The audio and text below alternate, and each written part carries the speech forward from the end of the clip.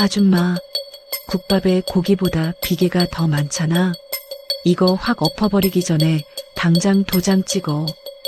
태산파 조폭 5명이 야구 방망이를 휘두르며 주방으로 난입했습니다. 하지만 국밥을 말던 선아는 눈 하나 깜짝하지 않고 조용히 주방 문을 걸어 잠갔습니다. 국밥값은 선불이다. 그녀가 테이블 위에 놓인 낡은 스테인리스 숟가락을 낚아챈 순간 비명소리가 시장 사방으로 퍼져나갔습니다. 불과 1분 30초, 5명의 조폭이 바닥을 기며 살려달라고 빌게 만든 그녀의 진짜 정체는 무엇일까요? 국가 기록에서조차 지워졌던 전설의 1호 공작원이 모란시장에서 국자 대신 칼을 든 이유. 오늘의 사연 지금 시작합니다. 새벽 4시 모란시장 안쪽 화평국밥에서 가마솥 아래 파란 불꽃이 고르게 춤을 춥니다. 백설아가 긴 국자를 들어 육수 표면을 저으며 김이 모락모락 피어오르는 것을 확인했습니다. 진한 사골향이 가게 안을 가득 채우고 있었습니다. 오늘도 줄 설 판이네. 설아가 혼잣말을 하며 왼팔 토시를 살짝 걷어 올렸습니다. 토시 아래 가려진 17이라는 숫자 문신이 희미하게 드러났습니다. 설아는 그 숫자를 손끝으로 만져본 뒤 다시 토시로 가렸습니다. 도마 위에 놓인 30cm 길이의 식칼을 집어들었습니다. 사태사를 일정한 두께로 썰어내는 솜씨가 기계처럼 정확했습니다. 칼날이 고기를 가르는 소리가 규칙적으로 울려 퍼졌습니다. 그때 가게 입구 유리문이 거칠게 열렸습니다.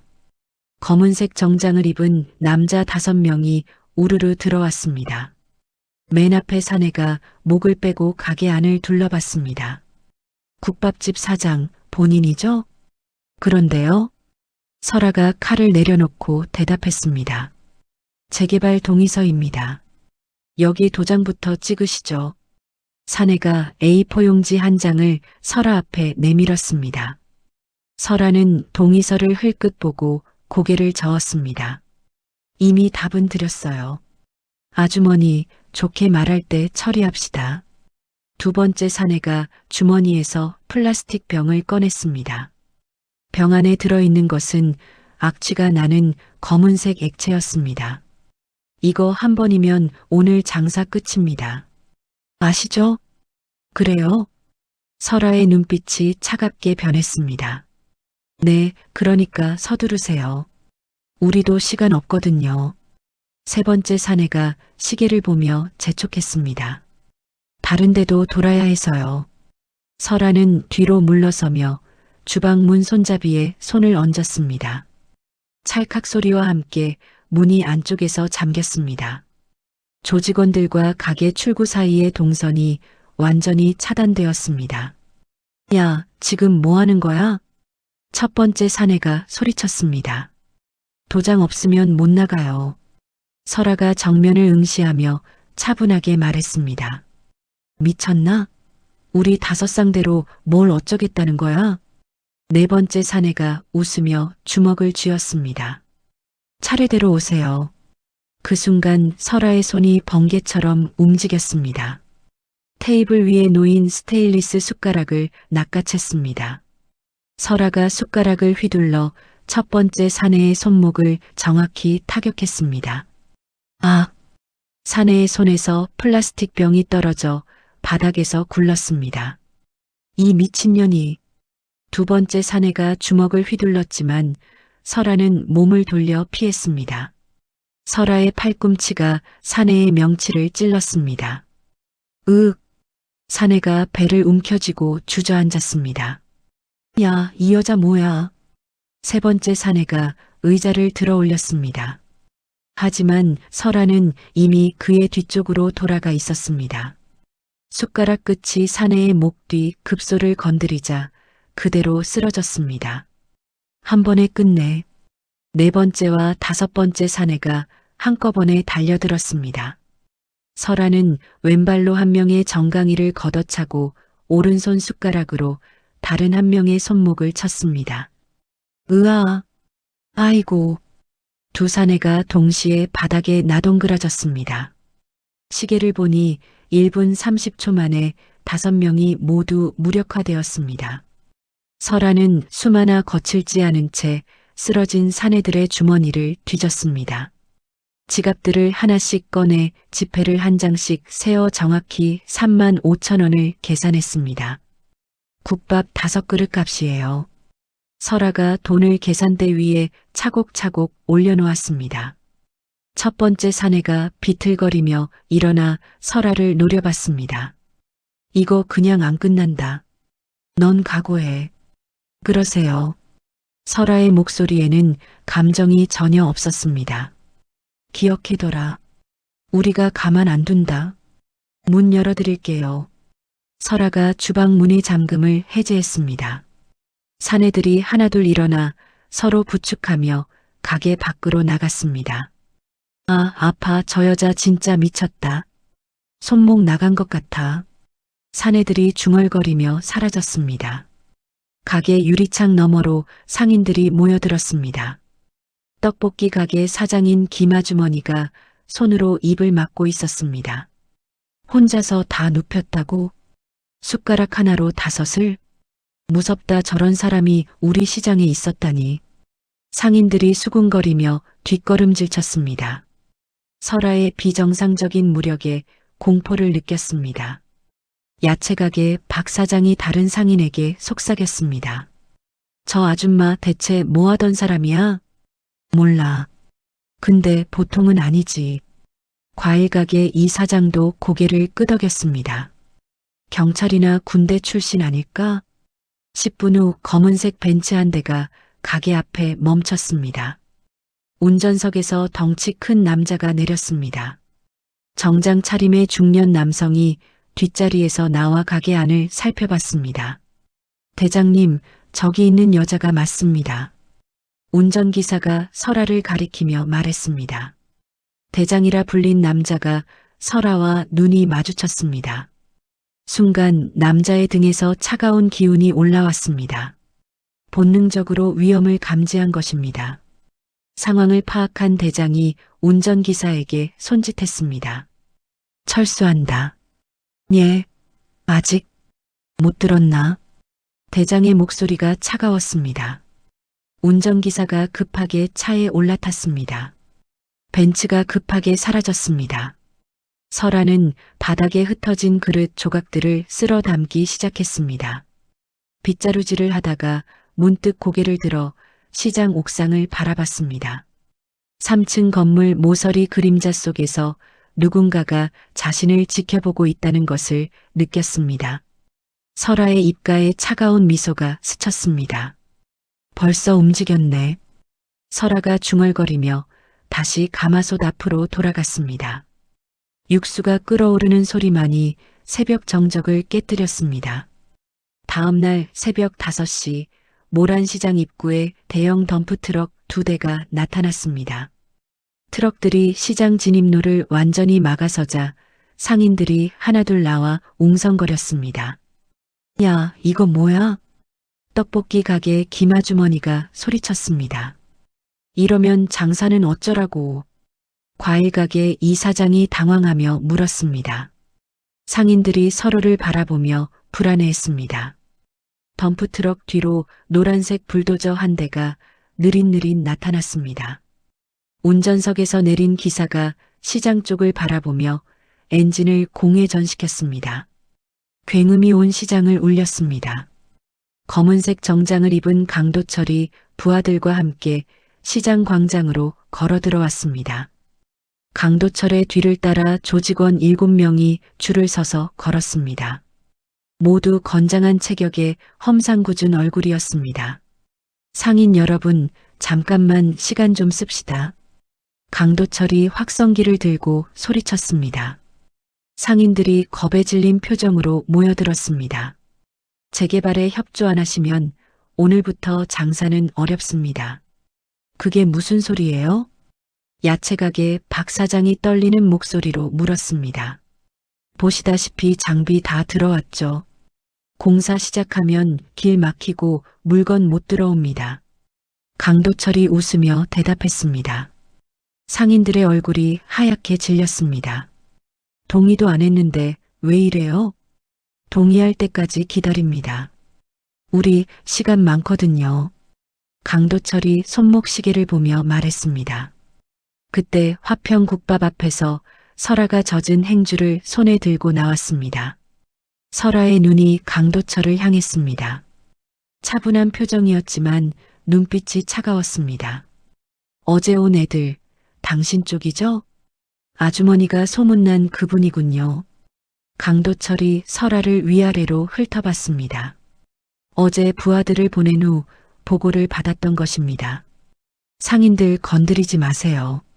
설아가 행주 끝을 단단히 말아쥐었습니다.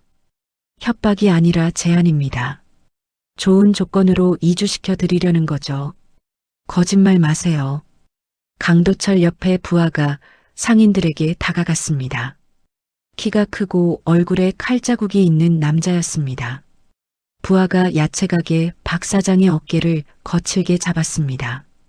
빨리 도장 찍어. 시간 없다. 아, 아파요. 박 사장이 비명을 질렸습니다. 그 순간 설아가 움직였습니다. 젖은 행주가 공기를 가르며 부하의 얼굴을 정확히 때렸습니다. 퍽! 물기가 튀면서 부하의 코에서 피가 흘러내렸습니다. 부하가 뒤로 비틀거리며 바닥에 주저앉았습니다. 또 시작이네. 강도철이 혀를 찼습니다. 나머지 조직원들이 설아를 둘러쌌습니다. 한꺼번에 오지 마요. 순서 지켜요. 설아가 행주를 다시 말아쥐고 말했습니다. 미친년이 또 날뛰네. 첫 번째 조직원이 주먹을 휘두르며 달려들었습니다. 설아는 몸을 낮춰 주먹을 피했습니다. 설아의 행주가 조직원의 손목을 감아 돌리자 그가 비명을 지르며 넘어졌습니다. 아, 손목. 두 번째 조직원이 뒤에서 설아를 붙잡으려 했습니다. 설아는 뒤돌아서 팔꿈치로 그의 명치를 찔렀습니다. 으윽. 조직원이 숨을 못 쉬며 쓰러졌습니다. 세 번째 조직원이 플라스틱 의자를 들어 올렸습니다. 하지만 설아는 이미 그의 옆으로 이동해 있었습니다.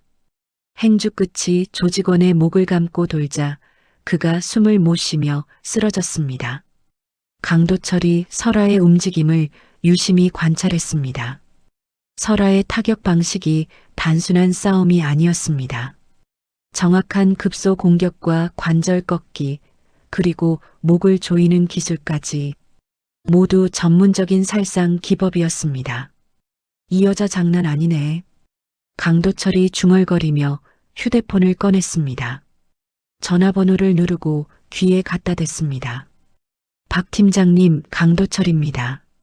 전화기 너머로 중년 남자의 굵은 목소리가 들렸습니다. 무슨 일인데? 국밥집 여자 수상합니다. 제대로 훈련받은 사람 같습니다. 말이 되냐? 국밥집 아줌마가? 직접 보시는 게 빠를 겁니다. 우리 쪽이 전부 당했습니다. 강도철이 전화를 끊고 주머니에 넣었습니다. 설아는 7명을 모두 제압한 후 가게 앞에 서 있었습니다. 상인들이 숨을 죽이며 바라봤습니다. 30분 후 검은색 벤츠가 시장에 도착했습니다. 뒷자리에서 내린 박 팀장이 현장을 둘러봤습니다. 50대 초반의 날카로운 인상에 회색 정장을 입고 있었습니다. 쓰러진 조직원들과 아무렇지 않게 서 있는 설아를 번갈아 바라봤습니다. 신원 조회는 했나? 예. 그런데 좀 이상합니다. 강도철이 태블릿을 꺼내 박 팀장에게 보여줬습니다.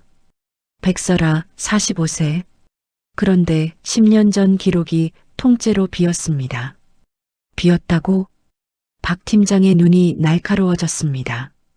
출생 말고는 전부 삭제 상태입니다. 박 팀장의 표정이 굳어졌습니다. 기록이 삭제된다는 것은 국가기관이 개입했다는 뜻이었습니다. 그것도 아주 높은 등급에. 까마귀 불러. 저격수 말입니까? 지금요? 응급이야. 바로 투입해.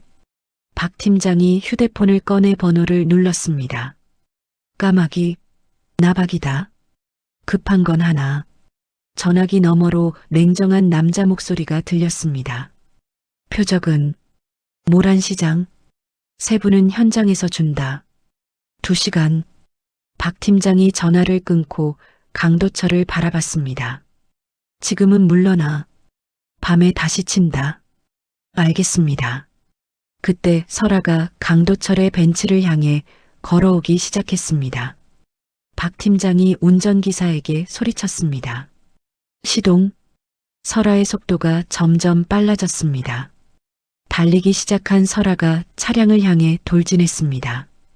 표정에는 감정이 없었지만 움직임이 맹수 같았습니다. 출발해. 벤츠가 급하게 후진했습니다. 설아는 차량을 쫓아 시장 밖으로 뛰어나갔습니다. 상인들이 이 광경을 넋을 잃고 바라봤습니다. 강도철이 뒤를 돌아보며 소리쳤습니다. 패도 축장으로 간다. 박 팀장이 고개를 끄덕였습니다. 거기서 끝내. 벤츠가 방향을 틀어 시장에서 3km 떨어진 패도 축장으로 향했습니다. 설아도 그 뒤를 따라 어둠 속으로 사라졌습니다. 오전 8시 모란시장 입구에 흰색 승합차 3대가 나타났습니다. 차에서 내린 남자들이 모두 안전관리공단이라고 적힌 노란색 완장을 차고 있었습니다. 박 팀장이 정장 차림으로 맨 앞에 서서 시장 안을 바라봤습니다. 지금부터 이 시장 안전점검 들어갑니다. 다들 협조하세요.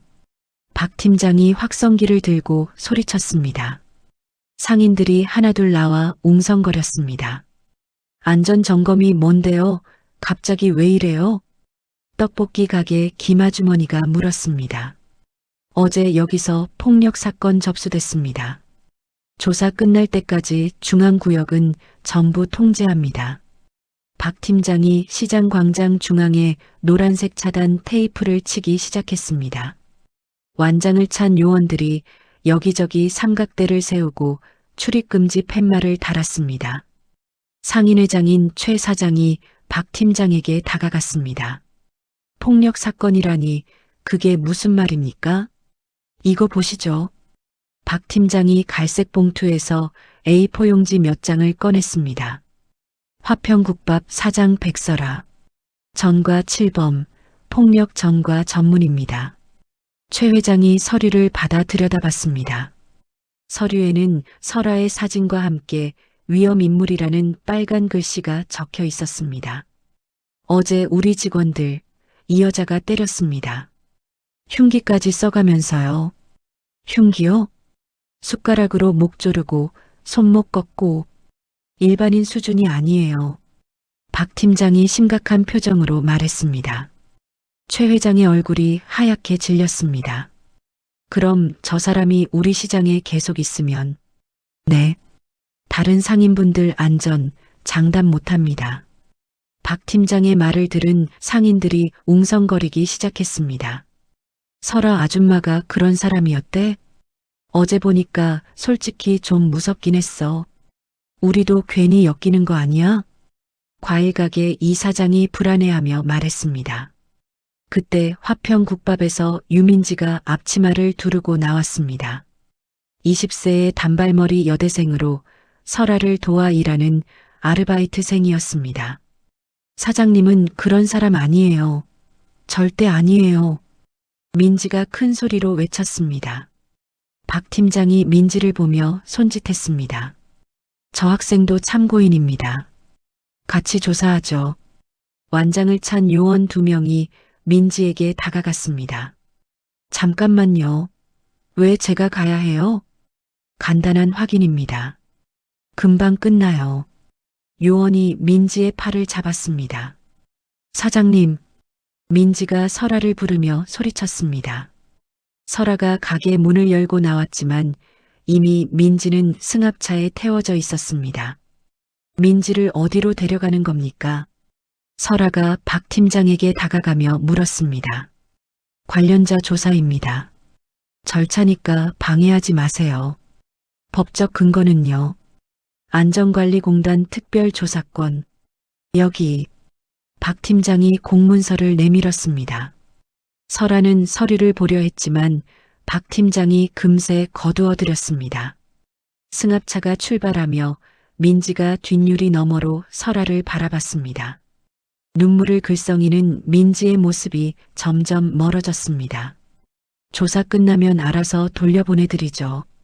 박 팀장이 비웃듯 말했습니다. 상인들이 점점 설아에게서 멀어지기 시작했습니다. 야채가게 박 사장이 매대를 끌고 시장 끝쪽으로 이동했습니다. 괜히 가까이 있다가 엮이면 골치 아파. 그래, 요즘 세상 무서워. 과일가게 이 사장도 사과 박스들을 옮기기 시작했습니다. 조심해서 나쁠 건 없잖아. 상인들이 하나둘 설아의 가게에서 멀리 떨어진 곳으로 매대를 옮겼습니다. 화평국밥 주변이 텅 비어갔습니다. 오후 2시 누군가 설아의 가게 외벽에 계란을 던졌습니다. 퍽! 퍽! 계란이 터지며 노란 자위가 벽을 타고 흘러내렸습니다. 이어서 붉은색 스프레이 페인트로 살인마라는 글씨가 벽에 쓰여졌습니다. 설아가 가게 밖으로 나왔지만 범인은 이미 사라진 후였습니다. 벽에는 위험인물, 폭력배, 추방하라는 낙서가 가득했습니다. 설아가 중얼거리며 벽을 바라봤습니다. 그때 시장 주변 3층 건물 옥상에서 반짝이는 것이 보였습니다. 망원경 렌즈가 햇빛에 반사되고 있었습니다. 설아는 본능적으로 몸을 가게 안으로 숨겼습니다. 박 팀장이 무전기를 꺼내 말했습니다. 까마귀 시야 확보됐지. 타겟 확인. 언제든 가능. 전자음이 섞인 목소리가 들렸습니다. 아직 쏘지 마. 명분 더 쌓아. 확인. 박 팀장이 무전기를 끄고 주머니에 넣었습니다. 오후 4시 가게 창문 사이로 작은 캔이 날아들었습니다. 쉭. 하얀 연기가 가게 안을 가득 채우기 시작했습니다. 최루탄이었습니다. 설아가 눈물을 글썽이며 기침을 했습니다. 콜록, 콜록. 설아는 젖은 수건으로 코와 입을 막고 환풍기 스위치를 올렸습니다. 팬이 돌아가며 연기를 밖으로 빨아들이기 시작했습니다. 설아가 창문을 열고 밖을 내다봤습니다. 시장은 완전히 조용했습니다. 상인들은 모두 자신의 가게 안으로 숨어들었습니다. 설아는 고개를 들어 옥상을 바라봤습니다. 세 곳의 서로 다른 건물에서 렌즈가 반짝이고 있었습니다. 저격수 3명이 자신을 포위하고 있었습니다. 그중 한 명의 스코프가 설아의 이마를 정확히 조준하고 있었습니다.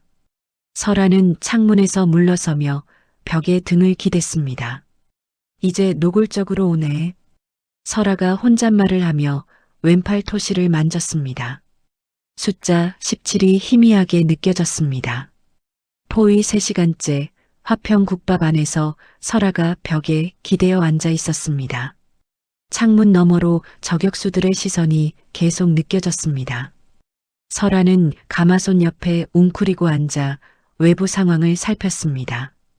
그때 시장 뒤편에서 폐지를 싣고 다니는 낡은 트럭이 나타났습니다. 트럭에서 내린 것은 70대 노인이었습니다. 구겨진 작업복에 때 묻은 모자를 쓰고 있었습니다. 노인이 폐지를 정리하는 척하며 천천히 설아의 가게 쪽으로 다가왔습니다. 노인이 가게 뒤편 하수구 뚜껑을 들어 올렸습니다. 그리고 재빠르게 하수구 안으로 사라졌습니다. 5분 후 설아의 가게 주방 바닥에서 소리가 났습니다. 바닥 타일 한 장이 살짝 들려 올랐습니다. 노인의 머리가 바닥 구멍에서 나타났습니다. 설아야. 노인이 낮은 목소리로 불렀습니다. 설아가 깜짝 놀라며 뒤돌아봤습니다. 한 장군님?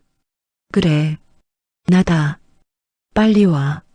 한 장군이라 불린 노인이 손짓했습니다.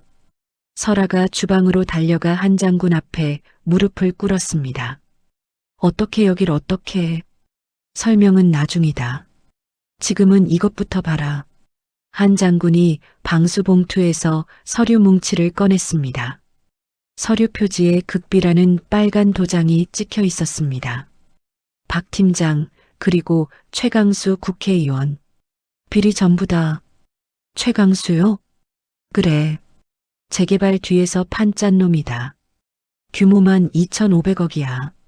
설아가 서류를 받아들며 빠르게 훑어봤습니다.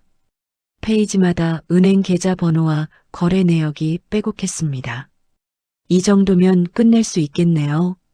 설아야, 내 신원도 끝장났다. 한 장군의 목소리가 진지해졌습니다. 국가정보망에 이미 다 떴다. 박놈이 위를 건드렸어. 설아의 얼굴이 굳어졌습니다. 그럼 이제 튀어야지.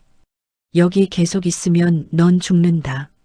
한 장군이 설아의 손을 잡았습니다. 지하 배수관 타고 3km만 가면 안가 있다. 거기서 판 다시 짠다. 민지는요? 건드리게 안 둔다. 우리가 반드시 빼낸다. 설아가 고개를 끄덕였습니다. 한 장군이 바닥구멍으로 먼저 내려갔습니다. 발 헛디디지 말고 내 바로 뒤 따라와. 설아도 구멍 안으로 몸을 낮춰 들어갔습니다. 지하 배수관은 생각보다 넓었습니다. 한 장군이 손전등을 켜며 앞장섰습니다. 박놈, 예전 작전에서 내 동료들 팔아먹은 거 맞지? 네. 확실해요. 설아의 목소리가 차가웠습니다. 그땐 증거가 없었지.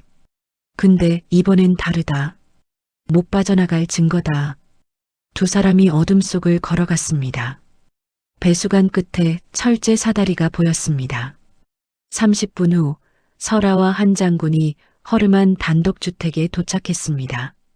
집안은 각종 전자장비로 가득했습니다. 컴퓨터 모니터 여러 대가 깜빡이고 있었습니다. 여기가 우리 안가다. 한 장군이 설아에게 의자를 내밀었습니다. 박 팀장 과거 기록 전부 긁어모았다. 직접 봐라. 한 장군이 모니터 화면을 가리켰습니다. 10년 전 작전 기록이 화면에 떠올랐습니다. 역시 그 자식이었네요. 설아가 이를 갈며 말했습니다. 동료 7명 팔아먹고 혼자 살았다. 이제 갚아줄 시간이네요. 설아가 일어서서 주먹을 쥐었습니다. 그런데 오른손이 미세하게 떨리고 있었습니다. 손떨림 더 심해졌구나. 한 장군이 의료용 가방을 꺼냈습니다. 이거 맞으면 12시간은 잡힌다. 한 장군이 주사기를 꺼내 약물을 뽑았습니다. 각성제죠? 개조품이다. 몸 망가진다.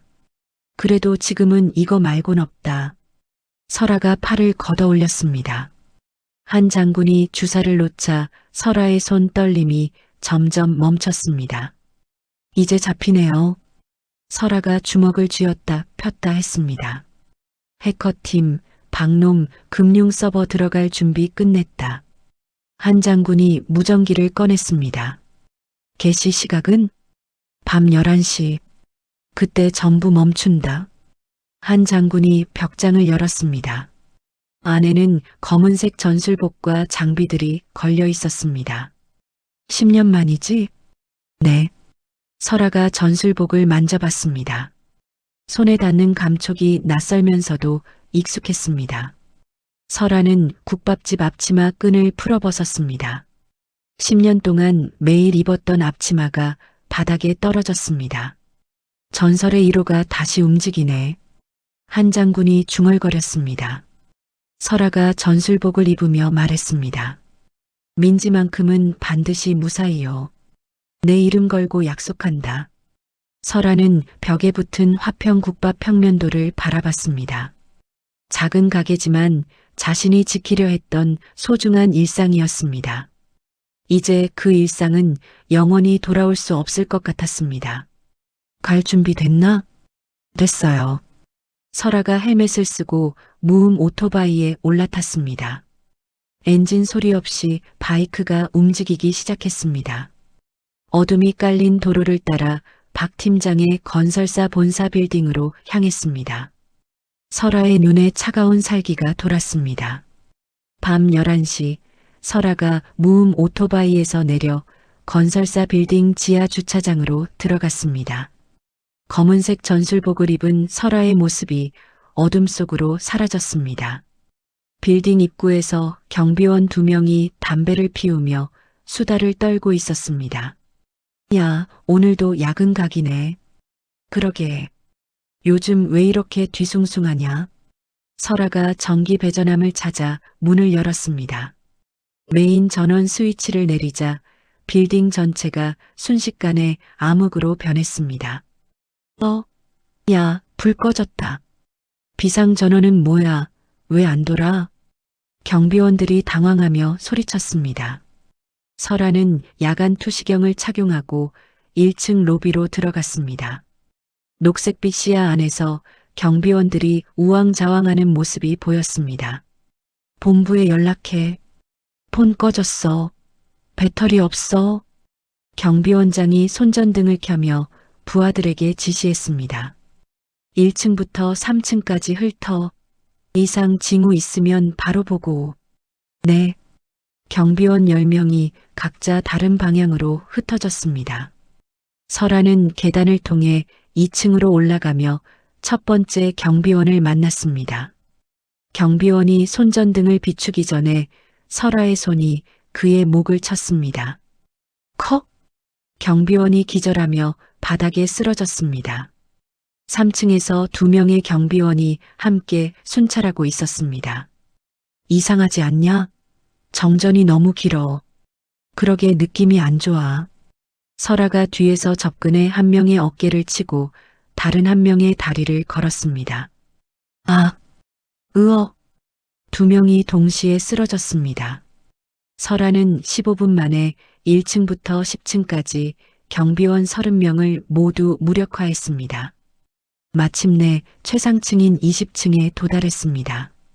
20층 복도 끝에서 검은 옷을 입은 남자가 나타났습니다. 까마귀였습니다. 키가 크고 얼굴에 흉터가 있는 40대 남성이었습니다. 여기까지 올라올 줄은 알았지. 까마귀가 차갑게 말했습니다. 저격수면 멀리서 쏘지 왜 코앞까지 왔어? 설아가 대답하며 몸을 낮췄습니다. 가까이서 죽이는 것도 익숙해서. 까마귀가 주머니에서 전술 단검을 꺼냈습니다. 2 사람이 동시에 움직였습니다. 까마귀의 칼이 설아의 어깨를 스쳤습니다. 직! 전술복이 찢어지며 피가 흘러나왔습니다. 설아가 이를 악물며 뒤로 물러났습니다. 여기서 끝내자. 까마귀가 다시 달려들었습니다. 하지만 설아는 주머니에서 티타늄 단검을 뽑아들었습니다. 너 반박자 늦었어. 설아의 단검이 까마귀의 가슴을 찔렀습니다. 으악! 까마귀가 벽에 기대며 주저앉았습니다. 설아는 어깨를 움켜쥐고 박 팀장의 사무실 문을 발로 찼습니다. 문이 부서지며 안쪽이 드러났습니다. 박 팀장이 책상 뒤에 앉아 있었습니다. 오랜만이네, 17호. 이렇게 다시 볼 줄이야. 박 팀장이 비웃으며 말했습니다. 10년 전 일 아직도 기억나지? 설아가 단검을 목에 갖다 대며 말했습니다. 하, 잊을 수가 있나? 내 동료들 쓰러지는 꼴 꽤 볼만했지. 지금 당장 비자금 계좌 열어. 안 열면 여기서 나 죽일 거야? 그래. 망설임 없어. 설아가 단검 끝을 박 팀장의 목에 댔습니다. 박 팀장이 식은땀을 흘리며 컴퓨터를 켰습니다. 알았어, 알았다고. 3,200억 전부. 시장 상인 보상 기금으로. 박 팀장이 키보드를 두드리기 시작했습니다. 컴퓨터 화면에 거래 내역이 뜨기 시작했습니다. 끝났다.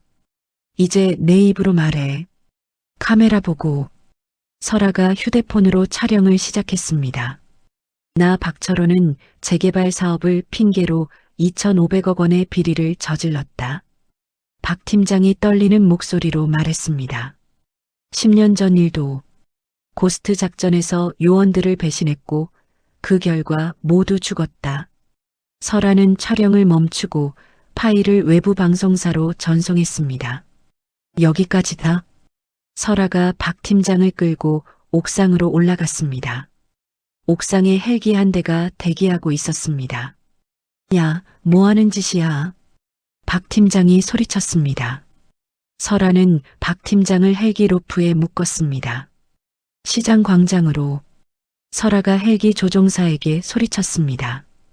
헬기가 이륙하며 박 팀장을 매단 채 모란시장으로 향했습니다. 박 팀장이 공중에 매달려 비명을 질렀습니다. 살려줘. 제발. 너무 높아. 시장 광장에 헬기가 나타나자 상인들이 하나둘 나와 구경했습니다. 저거 박 팀장 아니야? 헬기에 매달린 거 맞지? 헬기가 광장 위에서 로프를 풀었습니다. 박 팀장이 땅바닥에 떨어지며 굴렀습니다. 으악! 대기하던 경찰들이 박 팀장을 즉시 체포했습니다. 박철호 특수경제범죄 혐의로 긴급 체포한다. 설아는 흐려지는 시야를 억지로 참으며 민지가 갇힌 컨테이너로 향했습니다. 어깨 상처에서 피가 계속 흘러나왔습니다. 민지야. 설아가 컨테이너 문을 발로 찼습니다. 안에서 민지가 묶여 있었습니다. 사장님. 민지가 눈물을 흘리며 소리쳤습니다. 설아는 민지의 밧줄을 풀어주며 안아주었습니다. 이제 괜찮다. 다 끝났어. 그때 한 장군의 목소리가 무전으로 들려왔습니다. 설아야, 최강수 해외로 튈 준비 중이다. 지금 아니면 놓친다. 설아가 무전기에 대답하려는 순간 광장 대형 스크린이 켜졌습니다. 화면에 설아의 과거 모습이 나타나기 시작했습니다. 무자비하게 적들을 제거하는 영상이었습니다. 상인들이 화면을 보고 경악했습니다. 광장 대형 스크린에서 설아의 과거 영상이 재생되기 시작했습니다. 검은 전투복을 입은 설아가 적들을 차례로 제거하는 모습이 나타났습니다. 칼로 목을 베고 총으로 심장을 관통시키는 장면들이 반복되었습니다. 저게 뭐고. 떡볶이 가게 김아주머니가 손으로 입을 막았습니다. 설아 아줌마가 저런 짓을 했다고? 과일 가게 이사장이 벌벌 떨며 말했습니다. 저건 사람 아니잖아, 살인마지. 상인들이 하나둘 뒤로 물러섰습니다. 축제 분위기는 순식간에 공포로 변했습니다. 설아는 민지를 부축하며 광장을 가로질러 가게로 향했습니다. 상인들이 설아를 보고 겁에 질린 표정으로 피해갔습니다. 사장님, 저 영상 진짜예요? 민지가 떨리는 목소리로 물었습니다. 과거다. 지금이랑은 상관없어. 설아가 차분하게 대답했습니다. 그때 정장을 입은 남자 3명이 확성기를 들고 나타났습니다. 최강수 국회의원의 선전팀이었습니다. 시장 상인 여러분, 잠깐만 귀 기울이십시오. 첫 번째 남자가 확성기로 소리쳤습니다. 방금 입금된 보상금, 전부 불법 자금입니다. 상인들이 웅성거리기 시작했습니다. 사용 즉시 추징 대상입니다. 최대 10배까지 토해내셔야 합니다. 두 번째 남자가 서류를 흔들며 외쳤습니다. 거짓말하지 마. 우리 보상금이야. 상인회장 최 사장이 소리쳤습니다. 증거 있습니다. 범죄 수익 은닉 처분법 제15조 전액 환수 예정입니다. 세 번째 남자가 법조문을 읽어댔습니다. 그 순간 상인들의 휴대폰이 일제히 울렸습니다. 뭐야, 계좌 동결? 김아주머니가 휴대폰을 보며 소리쳤습니다. 나도 왔어. 세무조사 통지야. 이 사장이 하얗게 질린 표정으로 말했습니다. 서류 제출 기한이 30일이래. 박 사장도 휴대폰을 들여다보며 당황했습니다. 상인들이 패닉 상태에 빠졌습니다. 우리가 무슨 죄를 지었다고 이래. 장사 인생이 끝장나는 거잖아. 이거 걸리면 다 망해. 야채가게 박 사장이 설아에게 달려왔습니다. 설아 씨, 이게 다 당신 때문이잖아. 박 사장이 손가락으로 설아를 가리키며 소리쳤습니다. 우리가 뭘 잘못했는데 이런 꼴을 당해요. 과일 가게 이 사장도 분노에 찬 목소리로 외쳤습니다.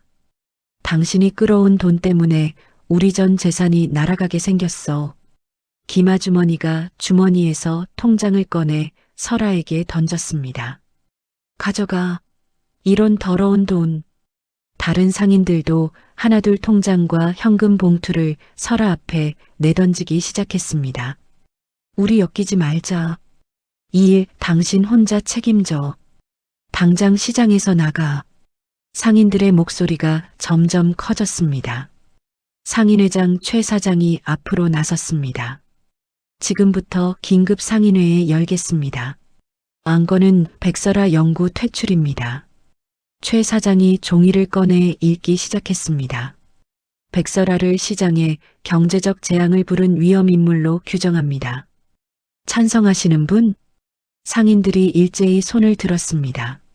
만장일치입니다. 박 사장이 설아에게 다가와 소리쳤습니다. 내일까지 나가요. 더는 여기서 장사 못합니다. 설아는 표정 변화 없이 바닥에 흩어진 통장들을 하나씩 주워 담았습니다. 민지가 설아 옆에서 눈물을 글썽였습니다. 사장님, 괜찮다. 설아가 담담하게 대답했습니다. 설아는 통장들을 품에 안고 가게 안으로 들어갔습니다. 상인들의 차가운 시선이 등 뒤로 따라왔습니다. 가게 문을 닫은 설아가 창문 사이로 밖을 내다봤습니다. 상인들이 여전히 가게 앞에 모여 수군거리고 있었습니다. 그때 설아의 휴대폰이 울렸습니다. 한 장군님? 설아야, 상황이 심각해. 한 장군의 목소리가 다급했습니다. 정보국 내부가 넘어갔다.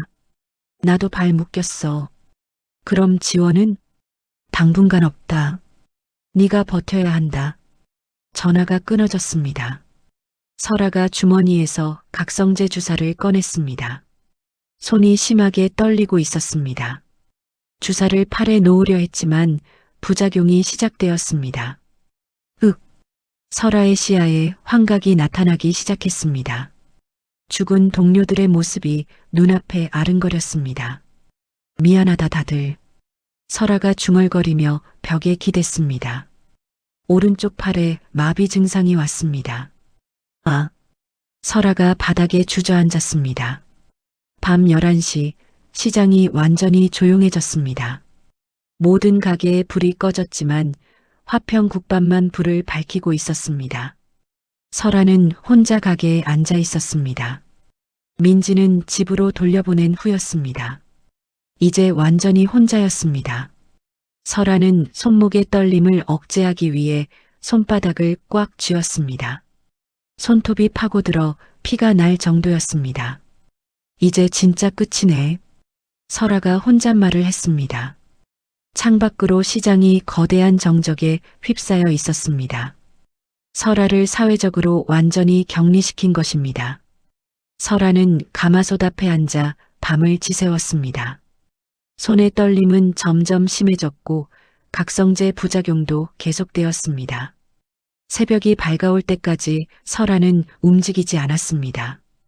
피가 마른 손바닥을 보며 다음에 올 시련을 준비했습니다. 새벽 6시 시장에 갑작스런 방송이 울려 퍼졌습니다. 스피커에서 남자의 차가운 목소리가 흘러나왔습니다. 시장 상인 여러분께 알린다. 아이 5명을 확보했다. 상인들이 하나둘 가게에서 나와 스피커를 올려다 봤습니다. 김민수, 박지연, 이서준, 최예린, 정우진. 전원 폐자재 창고에 있다. 김 아주머니가 비명을 지르며 소리쳤습니다. 민수야, 민수야. 이 사장도 다리에 힘이 풀려 주저앉았습니다. 서준이가 거기 있다고? 백설아가 1시간 안에 자폭하지 않으면 아이들을 태워 죽이겠다.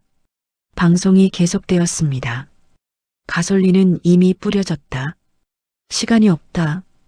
박 사장이 설아의 가게를 향해 달려왔습니다. 설아야, 당장 나와. 설아가 가게 문을 열고 나왔습니다. 오른팔이 여전히 마비 상태였고 얼굴이 창백했습니다. 우리 애들 어쩔 거야? 김아주머니가 설아의 앞치마를 붙잡고 울부짖었습니다. 이게 다 네가 벌인 짓이잖아. 이 사장이 주먹을 쥐고 소리쳤습니다. 네가 괜히 나서지만 않았어도 우리 아이들이 왜 이런 꼴을 당해야 해? 상인들이 설아를 둘러싸고 고함쳤습니다. 원인이 너니까 네가 대신 가. 박 사장이 설아를 밀치며 외쳤습니다. 그래, 넌 어차피 살인마잖아. 빨리 가서 죽어. 우리 애들 살려. 상인들의 목소리가 점점 거세졌습니다. 설아는 아무 말 없이 상인들을 바라봤습니다. 그리고 마비된 오른팔을 왼손으로 붙잡았습니다. 설아가 자신의 팔을 입으로 물어뜯었습니다. 피가 나올 정도로 세게 물었습니다. 극심한 고통으로 신경을 자극해 감각을 되찾으려는 것이었습니다. 아! 설아가 비명을 지르며 오른팔을 움직였습니다. 조금씩 감각이 돌아오기 시작했습니다. 뭐 하는 거야? 뛰어. 김아주머니가 설아를 떠밀었습니다. 그때 폐자재 창고 방향에서 검은 연기가 솟아오르기 시작했습니다. 연기야, 불 붙었어.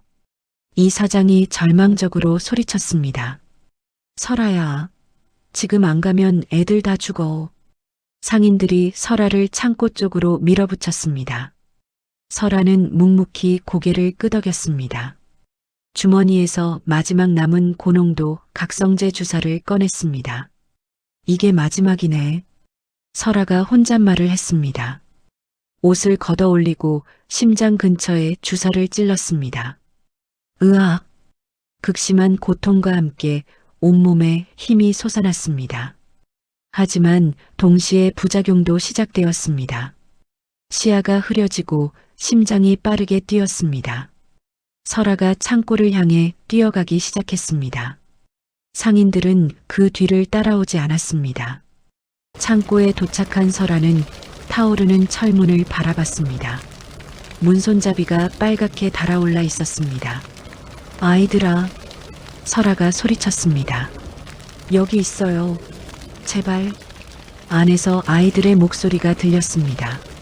설아는 맨손으로 뜨거운 철문을 잡았습니다. 으악! 손바닥이 지글지글 타들어갔습니다. 하지만 설아는 놓지 않고 문을 열어젖혔습니다. 창고 안은 유독가스와 연기로 가득했습니다. 설아가 숨을 참고 안으로 들어갔습니다. 어디야 소리네. 여기요. 여기. 설아가 연기 속에서 첫 번째 아이를 찾았습니다. 김민수였습니다. 괜찮아. 엎혀. 설아가 민수를 업고 출구로 향했습니다. 그때 천장의 나무 석가래가 불에 타 무너져 내렸습니다. 설아는 등으로 석가래를 받아내며 민수를 밖으로 밀어냈습니다. 등이 화상을 입었지만 설아는 다시 안으로 들어갔습니다. 두 번째, 세 번째, 네 번째, 다섯 번째 아이까지. 설아는 5번 창고에 들어가 모든 아이를 구해냈습니다. 마지막 아이를 구하고 나올 때 설아의 전신이 화상으로 뒤덮였습니다. 옷이 타고 머리카락도 그을렸습니다. 설아가 비틀거리며 창고 밖으로 나왔습니다. 그때 검은 정장을 입은 사병 6명이 나타났습니다. 최강수가 보낸 마지막 자객들이었습니다. 목표 확인, 제거. 사병들이 권총을 뽑았습니다. 설아는 전신 화상 상태에서도 움직였습니다. 첫 번째 사병의 손목을 꺾어 총을 떨어뜨렸습니다. 두 번째 사병의 다리를 걷어차고 세 번째 사병의 목을 쳤습니다. 10분간의 처절한 격투 끝에 6명을 모두 제압했습니다. 설아는 검은 연기를 뚫고 시장 광장으로 걸어 나왔습니다. 상인들은 자신의 아이들만 챙겨 안고 있었습니다. 아무도 설아를 돌아보지 않았습니다. 설아가 화상 입은 몸으로 차가운 정적에 휩싸인 광장을 가로질러 갔습니다. 상인들의 시선이 등 뒤로 따라왔지만 아무도 고맙다는 말을 하지 않았습니다. 설아는 화평국밥 문 앞에서 멈춰 섰습니다. 손잡이를 돌려 가게 안으로 들어갔습니다. 가마솥에 불이 꺼져 있었습니다. 설아는 의자에 앉아 화상 입은 손을 바라봤습니다. 이제 진짜 끝이네. 새벽 7시 시장 입구에 검은색 SUV 5대가 나타났습니다. 차에서 내린 것은 전술복을 입은 특수요원들이었습니다. 모두 한 장군의 부하들이었습니다. 요원장이 무전기를 꺼내 말했습니다. 알파팀 동쪽 봉쇄 빠짐없이 잠가. 브라보팀 서쪽 진입로 차단. 한 놈도 새지 마. 찰리팀 잔당 색출 개시. 저항하면 즉시 제압. 요원들이 시장 곳곳으로 흩어졌습니다. 30분 후 최강수의 사병들이 하나둘 체포되기 시작했습니다. 손들어. 무릎 꿇어. 움직이면 쏜다. 저항하지 마. 폐자재 창고 주변에 숨어있던 사병 8명이 일제히 검거되었습니다. 시장 옥상에서 감시하던 요원들도 모두 붙잡혔습니다. 한 장군이 낡은 트럭에서 내려 시장 중앙으로 걸어왔습니다. 70대 노인의 모습이었지만 걸음걸이가 군인 같았습니다.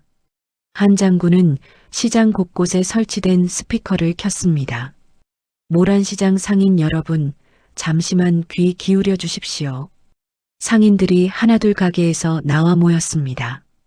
김아주머니가 아이를 안고 있었고 이 사장도 자식의 손을 잡고 있었습니다. 방금 체포된 자들은 최강수 국회의원이 보낸 사병들입니다. 한 장군의 목소리가 차분했습니다. 여러분의 아이들을 납치해 협박한 테러범들입니다. 상인들이 웅성거리기 시작했습니다. 백설아 씨는 국가공작원 출신입니다. 한 장군이 계속 말했습니다. 10년 전 동료들이 배신당해 죽었을 때도 혼자 살아남았습니다. 그리고 그 책임을 끝까지 짊어졌습니다. 오늘도 여러분 아이들의 목숨을 구하기 위해 자기 몸을 내던졌습니다. 김아주머니가 입술을 깨물며 화평국밥을 바라봤습니다. 가게 안에서 설아가 의자에 앉아 있는 모습이 보였습니다. 전신에 화상을 입은 모습이 처참했습니다. 전신 화상 3도, 연기 중독. 한 장군의 목소리가 무거워졌습니다. 그 상태로 5 아이를 모두 살려냈습니다. 이 사장이 고개를 떨어뜨렸습니다. 박 사장도 주먹을 쥐고 입술을 깨물었습니다. 상인들이 하나둘 화평국밥 앞으로 다가가기 시작했습니다. 설아는 가게 안에서 이들을 바라봤습니다. 화상으로 부어오른 얼굴에 표정이 없었습니다. 김아주머니가 가장 먼저 가게 문 앞에 도착했습니다. 설아 씨. 김아주머니의 목소리가 떨렸습니다. 설아는 고개를 살짝 들어 김아주머니를 봤습니다. 그리고 차가운 시선으로 고개를 돌려버렸습니다. 이 사장이 무릎을 꿇고 말했습니다. 정말 우리가 미쳤습니다. 죄송합니다. 설아는 대답하지 않았습니다. 박 사장도 눈물을 글썽이며 사과했습니다. 살려달란 말만 했지 고맙다는 말도 못했네요. 설아는 여전히 입을 열지 않았습니다. 상인회장 최 사장이 앞으로 나와 깊게 절했습니다. 백설아 씨 변명하지 않겠습니다. 우리가 겁에 질려 사람을 버렸습니다. 아이들 살려주셔서 감사합니다. 상인들이 줄지어 사과했지만 설아는 반응이 없었습니다. 그때 화평국밥 뒤쪽 문이 열렸습니다. 유민지가 의료용 가방을 들고 들어왔습니다. 사장님, 화상 연고 가져왔어요. 민지가 설아 곁에 앉아 연고를 발라주기 시작했습니다. 많이 아파요? 민지가 조심스럽게 물었습니다. 괜찮아. 설아가 처음으로 입을 열었습니다. 민지는 설아의 팔과 등에 정성스럽게 연고를 발랐습니다. 화상이 심해서 치료에 시간이 걸렸습니다. 한 장군이 가게 안으로 들어왔습니다. 설아야, 최강수 위치 확인됐다. 설아가 고개를 들어 한 장군을 봤습니다. 어디에요? 산중 별장이다. 지금 도피 준비 중. 한 장군이 태블릿을 꺼내 보여줬습니다. 오늘 밤 해외로 빠질 계획이다. 그럼 오늘이 마지막이네요. 설아가 의자에서 일어났습니다. 하지만 시야가 흐려져 비틀거렸습니다. 우. 설아가 벽에 손을 짚었습니다. 괜찮냐? 한 장군이 걱정스럽게 물었습니다. 부정맥이 심해요. 각성제 부작용도 계속 오고 있고요. 설아가 가슴을 누르며 말했습니다. 그래도 가겠다는 거지. 네. 이번 아니면 끝이에요. 설아는 주머니에서 동료들의 군번표를 꺼냈습니다. 7개의 군번표가 설아의 손 안에서 딸랑거렸습니다. 기다리게 해서 미안해. 이제 끝낼게. 설아가 군번표에 대고 속삭였습니다. 민지가 설아의 소매를 잡았습니다. 사장님 제발 혼자 가면 안 돼요. 괜찮아. 이건 내가 해야 할 일이야. 설아가 민지의 머리를 쓰다듬었습니다. 설아는 책상에 편지 한 통을 남겼습니다. 봉투에 민지에게라고 적혀 있었습니다. 혹시 모를 상황 대비야. 설아가 가마솥으로 가서 밸브를 잠갔습니다. 파란 불꽃이 사그라들며 완전히 꺼졌습니다. 10년 만에 불을 끄네. 설아가 혼잣말을 했습니다.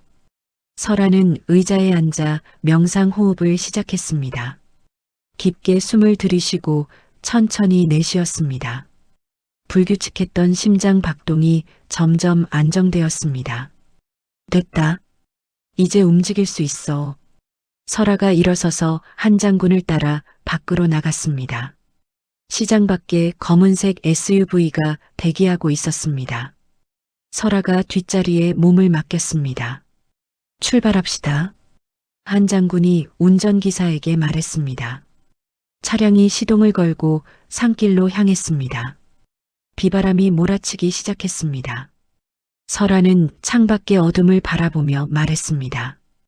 이번엔 진짜 끝까지 갑니다. 산중으로 향하는 도로에 빗방울이 떨어지기 시작했습니다. 설아는 야간 투시경을 착용하고 최강수 별장의 외곽 지형을 파악했습니다. 경비 배치 머릿속에 다 들어왔어요. 설아가 한 장군에게 말했습니다. 끝까지 조심해라. 네. 설아는 차에서 내려 어둠 속으로 몸을 숨겼습니다. 별장 외곽 방어선을 무력화하며 천천히 진입하기 시작했습니다. 비가 내리는 산속에서 설아가 별장 외곽을 돌며 경비원들의 위치를 파악했습니다. 정문에 2명, 후문에 2명, 옥상에 1명이 배치되어 있었습니다. 설아는 야간 투시경을 통해 1층 창문 근처를 지키는 경비원부터 접근했습니다. 첫 번째 경비원이 담배를 피우며 주변을 둘러보고 있었습니다. 설아가 뒤에서 조용히 다가가 목 뒤를 쳤습니다. 으윽! 경비원이 소리도 내지 못하고 쓰러졌습니다. 두 번째 경비원이 정문을 지키며 휴대폰을 보고 있었습니다. 설아는 돌멩이를 던져 경비원의 주의를 끈 후 옆에서 접근했습니다. 뭐야? 경비원이 소리가 난 쪽을 보는 순간 설아의 팔이 그의 목을 감았습니다. 10초 후 경비원이 기절했습니다. 설아는 15분 만에 외곽 경비원 5명을 모두 무력화했습니다. 이제 별장 1층으로 진입할 차례였습니다. 1층 거실에서 최강수가 서류들을 벽난로에 태우고 있었습니다. 50대 중반의 뚱뚱한 체격에 땀을 뻘뻘 흘리고 있었습니다. 빨리 태워. 한 장도 남기지 마. 최강수가 비서에게 소리쳤습니다. 헬기는 언제 와? 10분 안에 도착합니다. 비서가 시계를 보며 대답했습니다. 그때 설아가 유리창을 깨고 거실로 뛰어들었습니다. 쾅! 유리 조각이 사방으로 튀었습니다. 누구야? 최강수가 비서 뒤로 숨으며 소리쳤습니다. 백설아입니다. 설아가 차분하게 대답했습니다.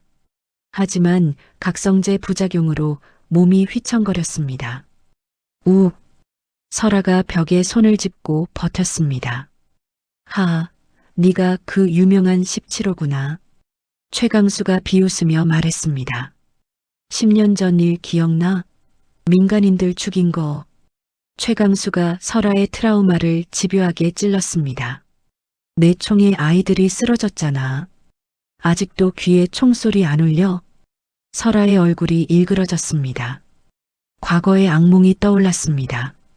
그 부모들이 어떻게 울부짖었는지 알아? 그건 설아가 머리를 움켜쥐며 고통스러워했습니다. 네가 살인마라는 사실 온 나라가 알게 될 거야. 최강수가 즐기듯 말했습니다. 하지만 설아는 주먹을 꽉 쥐고 고개를 들었습니다. 그래서 더 확실하게 끝냅니다. 설아가 흔들림 없이 최강수에게 다가갔습니다. 뭐야, 비켜. 막아. 최강수가 비서를 앞으로 밀어냈습니다. 비서가 설아를 막으려 했지만 설아의 한 방에 기절했습니다. 아! 최강수가 서재 안으로 도망쳤습니다. 설아가 뒤따라 들어갔습니다. 모든 비리 지금 여기서 자백하세요. 설아가 최강수의 팔을 비틀며 말했습니다. 안 해. 절대 안 해. 최강수가 악을 쓰며 저항했습니다. 그때 밖에서 헬기 소리가 들렸습니다. 들리지? 헬기야. 내가 이겼어. 최강수가 웃으며 창문을 열었습니다. 설아는 최강수의 무기를 빼앗고 등 뒤로 팔을 틀었습니다. 2,500억 비리 전부 말하세요. 안 그러면 여기서 끝이에요. 미친년아. 나. 옥상에 헬기가 착륙했습니다. 로프가 창문으로 내려왔습니다. 최강수가 로프를 붙잡고 창문 밖으로 나갔습니다. 잘 있어라. 최강수가 비웃으며 상승하기 시작했습니다.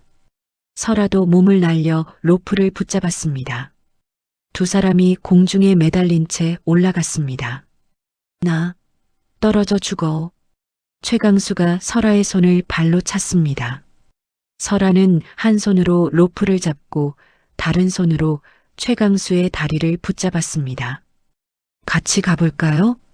설아가 차갑게 말했습니다. 안 돼. 살려줘. 두 사람이 뒤엉켜 옥상 바닥으로 추락했습니다. 쿵. 최강수가 먼저 바닥에 떨어지고 설아가 그 위로 떨어졌습니다. 으악. 다리가. 최강수의 다리가 부러졌습니다. 설아는 가까스로 몸을 일으켜 최강수 위에 올라앉았습니다. 이제 끝입니다. 전부 말하세요. 설아가 단검을 최강수의 목에 갖다 댔습니다. 알겠어. 다 말할게. 전부. 최강수가 울부짖듯 항복했습니다. 그때 산 아래에서 검은색 SUV들이 올라오는 소리가 들렸습니다. 한 장군과 특수팀이 도착한 것입니다. 설아야. 한 장군이 옥상으로 뛰어 올라왔습니다. 놈 확보했나? 내 자백도 받았어요. 설아가 말하다가 갑자기 가슴을 움켜쥐었습니다. 우.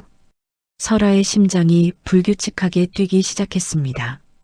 각성제의 극한 부작용이었습니다. 설아야. 한 장군이 설아를 붙잡았습니다. 의료팀, 지금이다. 하얀 가운을 입은 의료진들이 옥상으로 뛰어 올라왔습니다.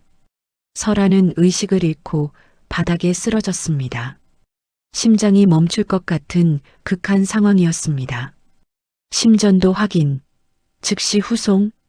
의료진이 설아를 들것에 옮겼습니다. 최강수는?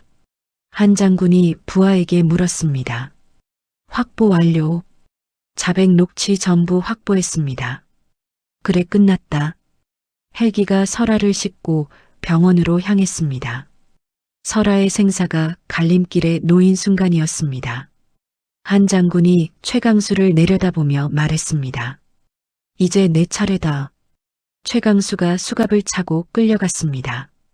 중환자실에서 설아가 의식을 잃은 채 누워 있었습니다. 각종 의료 장비가 연결되어 생명을 유지하고 있었습니다.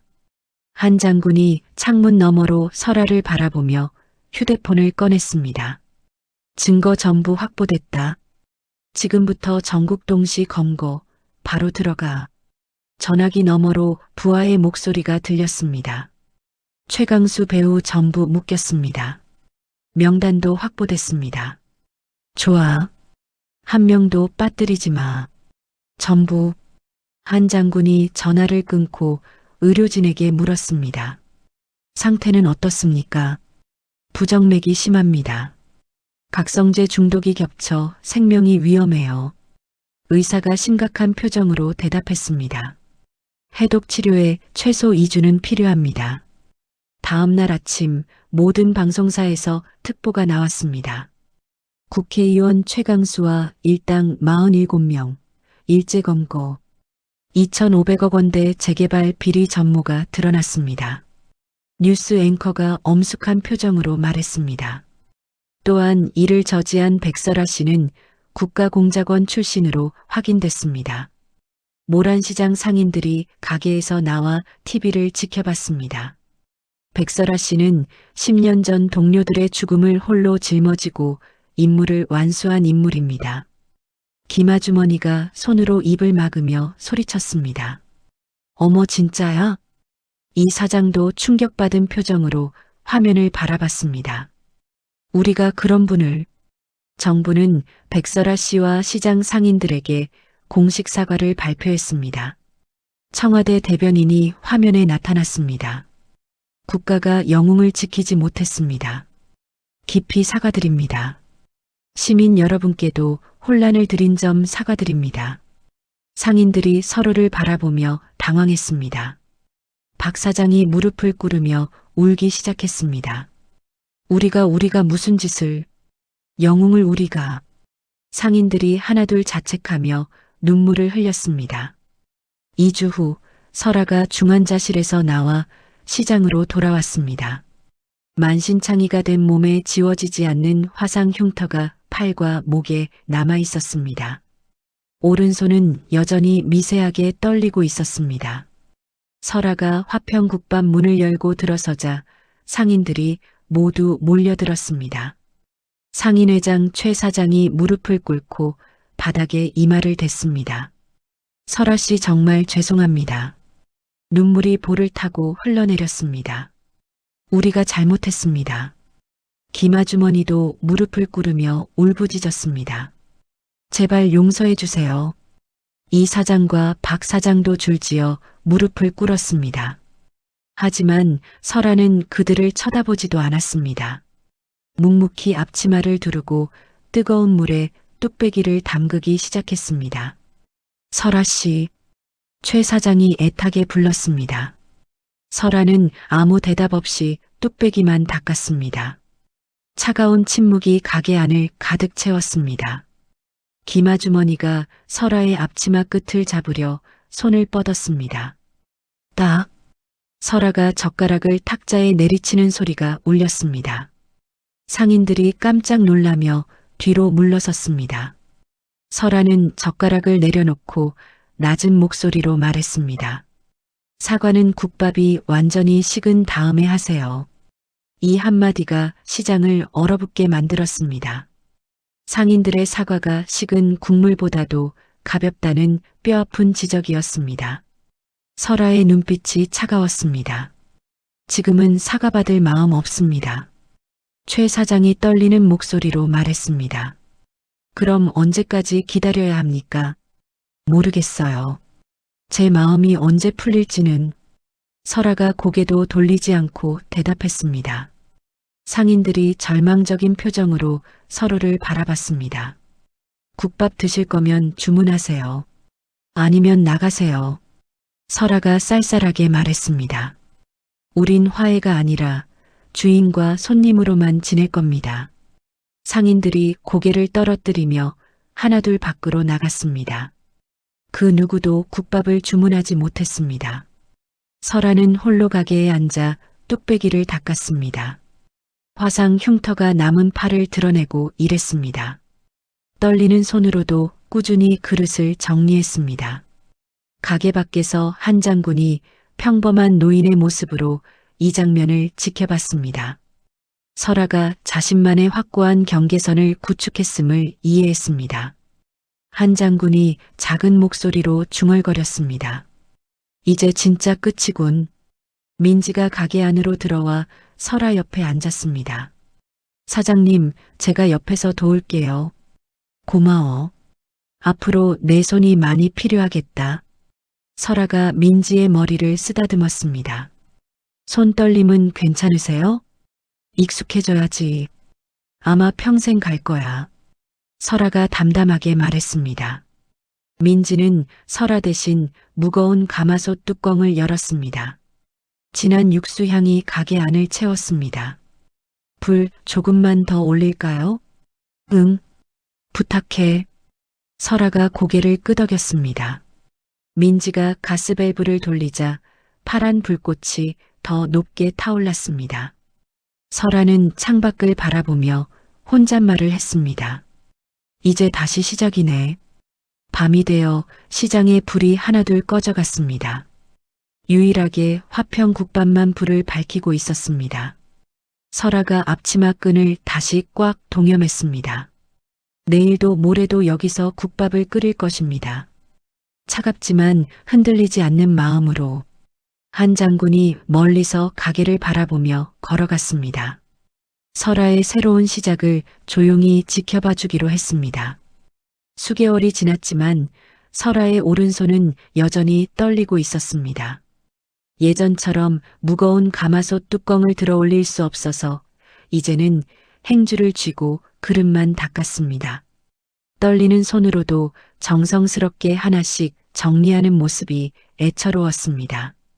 사장님, 제가 할게요. 민지가 설아의 손에서 행주를 가져왔습니다. 20세였던 민지는 이제 22세가 되어 훨씬 능숙하게 일을 처리했습니다. 간 한번 봐. 설아가 국자를 민지에게 건넸습니다. 민지가 육수를 떠서 맛을 보고 소금을 조금 더 넣었습니다. 이 정도면 딱이에요. 그래. 이제 고기도 네가 썰어. 설아가 도마와 칼을 내밀었습니다. 민지는 사태살을 일정한 두께로 써는 법을 완전히 익혔습니다. 칼질 소리가 규칙적으로 울려 퍼졌습니다. 예전보다 손이 많이 안정됐네. 설아가 미소를 지으며 말했습니다. 사장님이 계속 옆에서 봐주셨잖아요. 민지가 수줍게 대답했습니다. 가게 문이 열리며 첫 손님이 들어왔습니다. 70대 노인이었습니다. 평범한 작업복을 입고 있었지만 걸음걸이가 남달랐습니다. 어서 오세요. 민지가 반갑게 인사했습니다. 국밥 하나. 노인이 자리에 앉으며 말했습니다. 한 장군이었습니다. 설아는 한 장군을 보고 가볍게 고개를 끄덕였습니다. 더 이상 특별한 대화는 나누지 않았습니다. 그저 평범한 손님과 가게 사장의 관계였습니다. 민지가 뜨거운 국밥을 한 장군 앞에 놓았습니다. 맛있게 드세요. 한 장군은 묵묵히 국밥을 먹었습니다. 진한 육수 맛을 음미하며 천천히 숟가락을 떴습니다. 잘 먹었어. 한 장군이 돈을 계산대에 놓고 일어섰습니다. 다음에 또 오세요. 설아가 담담하게 말했습니다. 한 장군이 고개를 숙이고 가게를 나갔습니다. 이런 일상이 매일 반복되었습니다. 한 장군은 일주일에 2번씩 국밥을 먹으러 왔습니다. 그리고 조용히 설아의 안부를 확인한 후 떠났습니다. 오후 2시 상인들이 하나둘 가게 앞을 지나갔습니다. 김아주머니가 떡볶이 재료를 들고 가며 설아를 힐끔 봤습니다. 안녕하세요. 김아주머니가 조심스럽게 인사했습니다. 설아는 고개만 살짝 끄덕였습니다. 예전처럼 친근하지도 않았고 적대적이지도 않았습니다. 일정한 거리를 유지하는 관계였습니다. 이 사장이 사과 박스를 들고 가며 말했습니다. 날씨가 제법 차네요. 그러네요. 설아가 짧게 대답했습니다. 박 사장도 지나가며 인사했습니다. 고생하세요. 네. 상인들은 더 이상 사과하지 않았습니다. 설아가 원하지 않는다는 것을 알았기 때문입니다. 대신 최소한의 예의는 지켰습니다. 설아도 그들을 미워하지 않았습니다. 다만 예전 관계로 돌아갈 수는 없었습니다. 서로 상처받은 일을 기억하고 있었습니다. 저녁 6시 민지가 가마솥에서 국자로 국물을 떠올렸습니다. 사장님, 오늘은 제가 간 볼게요. 그래. 이제 그 정도는 혼자 해. 설아가 고개를 끄덕였습니다. 민지는 이제 설아만큼 맛있는 국밥을 끓일 수 있었습니다. 민지가 국자를 줄 때마다 설아는 미소를 지었습니다. 믿음직한 후계자가 생긴 것 같았습니다. 언젠가는 이 가게 네가 맡아도 되겠다. 아직 멀었어요. 더 배워야죠. 민지가 겸손하게 대답했습니다. 그래도 네가 있어서 든든하다. 설아가 진심으로 말했습니다. 밤 9시 설아는 서랍에서 낡은 무전기를 꺼냈습니다. 10년 동안 간직해온 것이었습니다. 떨리는 손으로 배터리를 분리했습니다. 이제는 진짜 필요 없겠네. 설아가 중얼거리며 배터리를 쓰레기통에 버렸습니다. 무전기 본체도 함께 버렸습니다. 과거와의 마지막 연결고리가 끊어진 순간이었습니다. 사장님, 뭐 버리셨어요? 민지가 궁금해하며 물었습니다. 옛날 물건이야. 이제 쓸 일 없는 거. 설아가 담담하게 대답했습니다. 설아는 화상 흉터가 남은 팔을 내려다봤습니다. 토시로 가리지 않고 그대로 드러내고 있었습니다. 17이라는 숫자, 문신도 보였습니다. 이제 숨길 필요가 없었습니다. 자신의 과거를 인정하고 받아들였습니다. 사장님 팔에 있는 숫자, 그게 뭐예요? 민지가 호기심 어린 눈으로 물었습니다. 예전 이름이야. 그럼 지금은요? 지금은 그냥 국밥집 사장 백설아지.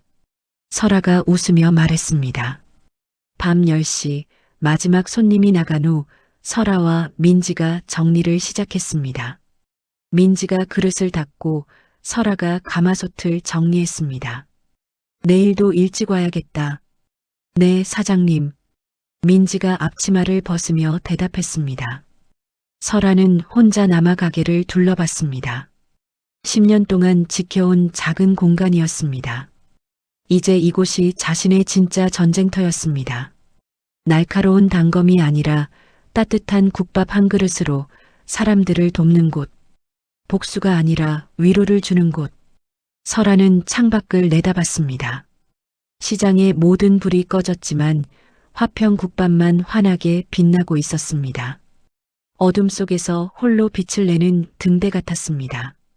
모라는 지지 않아. 설아가 혼잣말을 했습니다. 아무리 추워도 봄이 오면 다시 피어나는 모란처럼 자신도 끝까지 이 자리를 지킬 것입니다. 설아는 앞치마 끈을 다시 꽉 동여맸습니다. 내일 아침에도 첫 손님을 맞을 준비였습니다.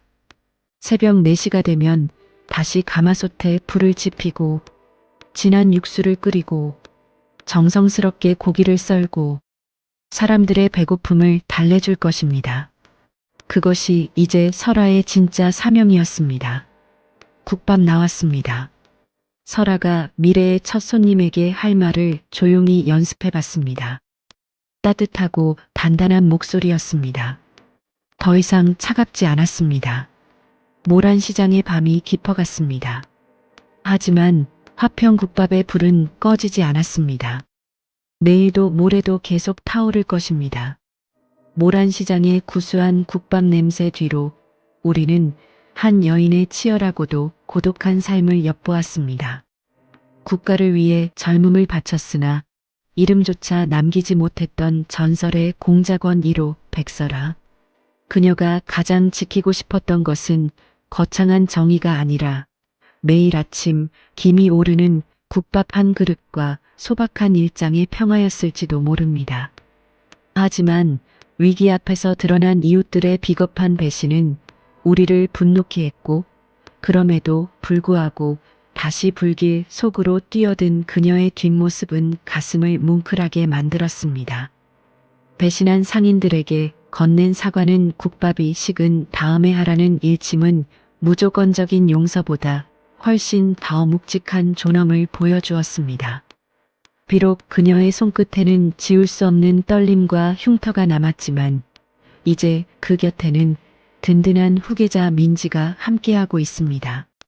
모라는 지지 않는다는 그녀의 말처럼 오늘도 화평국밥의 가마솥은 지치지 않고 펄펄 끓고 있습니다. 이야기가 여러분께 잘 전해졌기를 바랍니다. 오늘도 귀한 시간 내어 들어주셔서 감사합니다.